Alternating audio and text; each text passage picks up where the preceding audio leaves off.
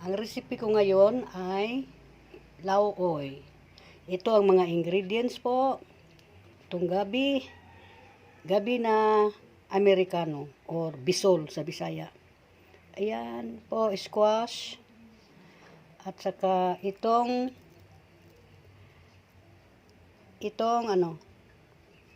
tanglad. Ayan, may tanglad. May sibuyas na dahon or spring onion. At saka kamatis. At malunggay. Ayan, yung malunggay na yan, matagal-tagal na yan dyan.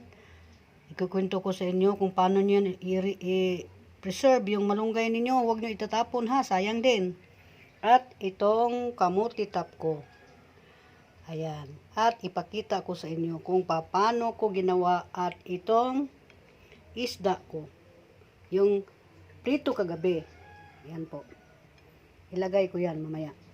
At kung magluto ako, walang MSG.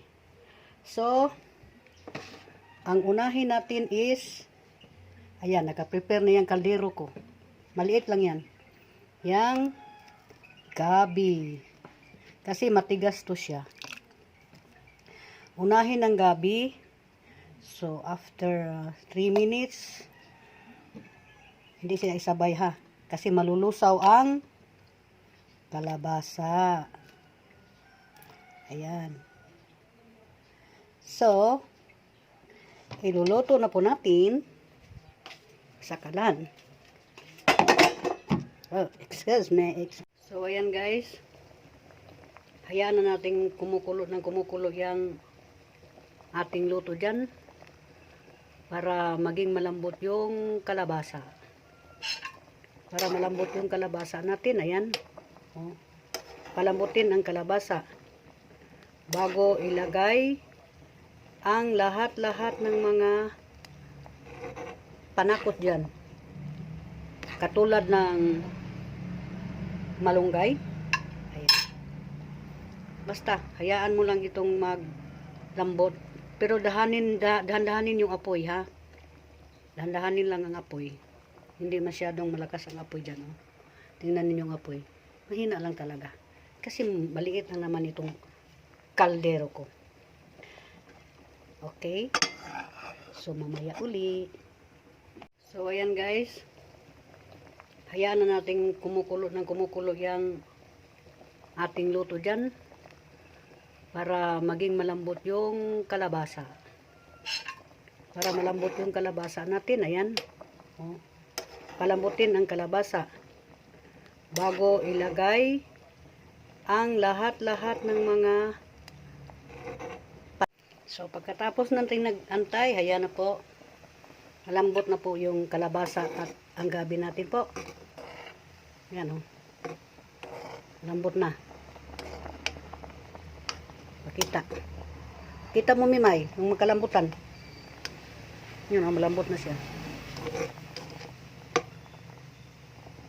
Ayan. And the next thing na gagawin natin is ilagay na natin itong tanglad. Diba? Pagkatapos ng tanglad is itong sibuyas na dahon. May asin nito guys. Pag ako naman ang maglalagay ng asin is hindi ako hindi yung sinusukat ko ng kutsara, hindi. Kinakamay ko lang siya. Pens. At ang ating malunggay. Ayan. Ilagay ko na ang ating malunggay ha. Yung preskong malunggay. Hindi. Nakalagay ito sa rep eh. Sayang naman itapon ko no.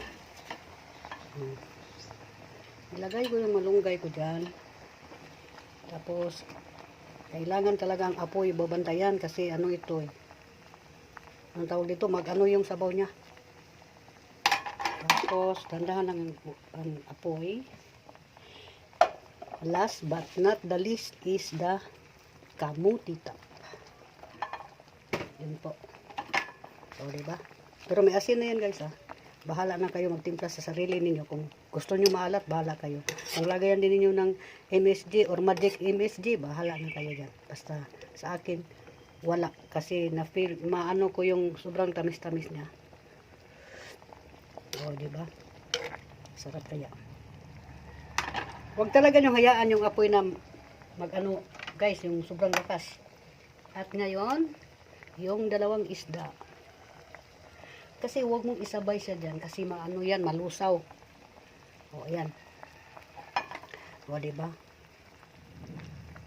Ano na yung isda dyan. O. Pasensya na kayo sa paning ko, guys. Kasi hindi ko talaga ano yung papaning na dito. O, diba? Testing ko nga. Wow. Tamis-tamis na siya. So, ayan guys. Hintay lang ng kaunti at luto na to. Thank you po. Talaga ako nagiginamos. Bawal sa matanda. Ayan. Yung sabaw natin. Teka, lagyan natin sana ba yung gabi? Nalusaw na yata yung gabi guys.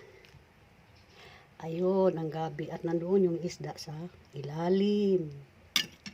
So, ayan. Ang aking ulam na lauoy, Bisaya, pangdabaw na recipe. Ewan ko sa inyo kung paano nyo pagluto, pero sa akin lang yan. Very simple recipe.